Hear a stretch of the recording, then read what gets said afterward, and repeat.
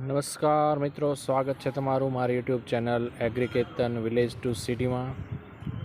ખેડૂત મિત્રો, આજે આપણે અહીંયા જોઈ રહ્યા છીએ દવા છાંટવાની યોગ્ય પદ્ધતિ।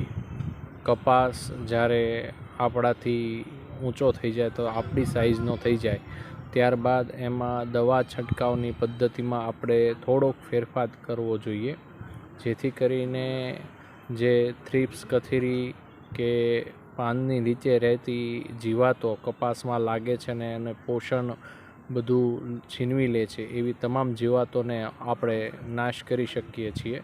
તો આપ આ મારી વાડીના વિડીયોને જોઈ શકો છો કે દવાનો છંટકાવ કરતી વખતે નોઝલને ઉપરથી નીચે, નીચેથી ઉપરની તરફ કન્ટિન્યુઅસલી કરવાથી આખા છોડને નીચે અને ઉપર પર્ણને એ બંને બાજુએ પેસ્ટિસાઇડ્સ મળે છે અને આનો લાભ સીધો જ આપણને આપણા છોડવામાં જોવા મળશે।